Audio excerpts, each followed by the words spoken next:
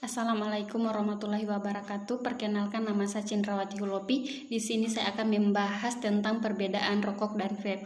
Seperti yang kita ketahui, rokok dan vape sama-sama mengandung nikotin yang merupakan zat adiktif dalam tembakau. Perbedaan utama antara vape dan rokok tradisional adalah pada tembakaunya. Jika rokok tradisional mengandung tembakau, sedangkan sebaliknya pada vape umumnya tidak mengandung tembakau. Keduanya sama-sama berbahaya. Keduanya dapat menyebabkan penyakit pada saluran pernapasan kita. Namun bedanya pada vape belum ada penelitian yang menjelaskan tentang waktu jangka panjang penggunaan vape. Namun keduanya dapat dikatakan berbahaya.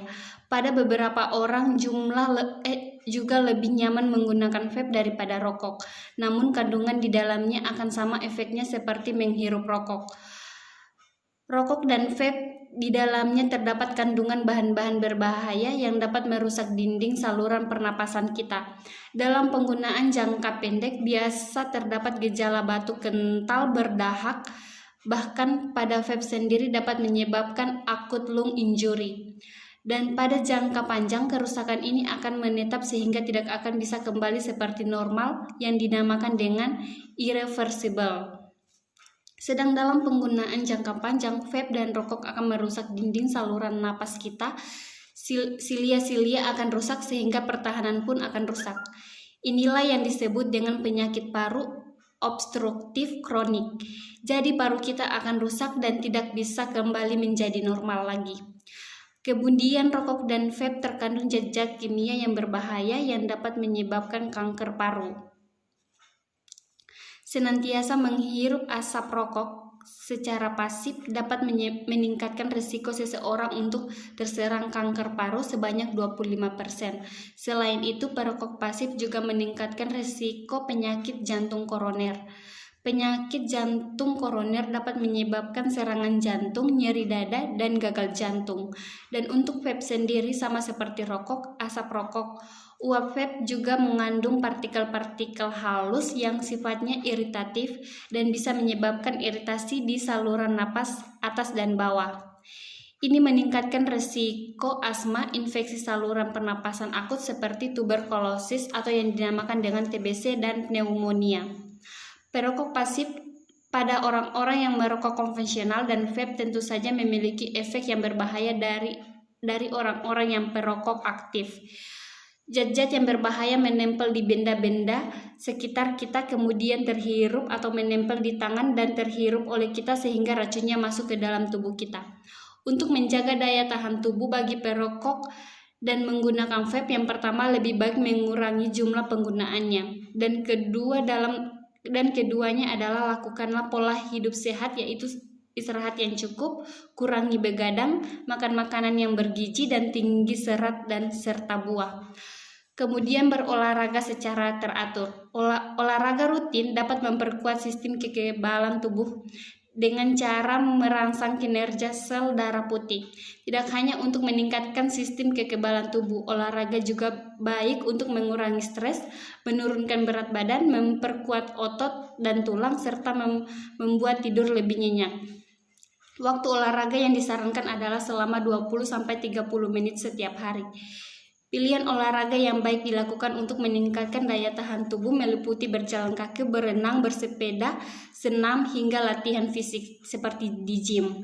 Pesan saya untuk orang-orang yang sudah kecanduan rokok ataupun vape, ingat, merokok dapat menyebabkan serangan jantung, hipertensi, gangguan kehamilan, dan janin. Saya tahu sendiri, stop merokok untuk orang-orang yang sudah kecanduan memanglah sangat tidak mudah. Tanamlah pada diri kita bahwa merokok sangat berbahaya untuk diri kita serta orang-orang terdekat kita yang kita sayangi. Kita alihkan kebiasaan kita menjadi lebih positif, contohnya dari merokok kita coba stop, kita alihkan menjadi hobi yang lain, apakah itu berolahraga sehingga meningkatkan endorfin dalam tubuh kita. Dan kita menjadi ketagihan untuk berolahraga, dan kita kejar juga target-target dalam hidup kita apabila kita berhenti merokok. Dan baiknya juga ketika kita berhenti merokok, jadikanlah satu momentum dalam hidup kita, seperti apakah itu tahun baru, ulang tahun kita, atau semisal kelahiran anak kita sebagai momentum untuk kita stop merokok, dan kita selalu ingat itu. Serta kata-kata motivasi dari saya, di mana berhentilah merokok sebelum rokok menghentikan hidupmu. Lindungi dan sayangi diri Anda serta orang-orang di sekeliling Anda dengan berhenti merokok. Berhenti merokok itu tak perlu menunggu hingga salah satu anggota keluarga terkena imbasnya. Merokok itu awalnya bergaya, lama-lama berbahaya, akhirnya enggak bernyawa. Stop merokok bukan untuk kesehatan saja, tetapi juga untuk lingkungan sekitar. Berhenti menikmati rokok sebelum rokok menikmatimu. Matikan rokok Anda sekarang sebelum rokok mematikan Anda dan orang sekitar Anda. Jika rokok itu baik, Anda tidak ada orang yang sebelum merokok membaca bismillah, menurut Ustadz Abdullah Jain. Merokok itu urusan pribadi, tapi merokok di ruang publik itu urusan publik. Jadi hati-hatilah dalam merokok. Merokok bukan hanya membunuhmu, tapi juga membunuh calon penerusmu. Terima kasih. Sekian penjelasan dari saya. Apa itu vape dan rokok serta bahayanya.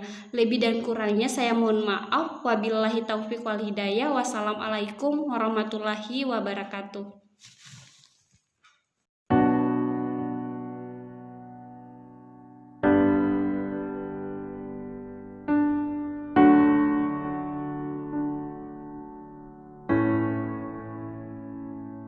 Oh, it hurts the most, 'cause I don't know the cause. Maybe I shouldn't have cried when you left and told me not to wait. Oh, it kills the most to say that I still care.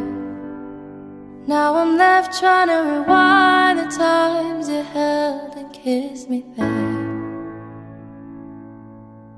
I wonder if you're thinking, is she alright all alone? I wonder if you tried to call but couldn't find your phone. Have I ever crossed your thoughts? Because your name's all over mine. A moment in time, don't watch me cry. A moment in time, don't watch me cry.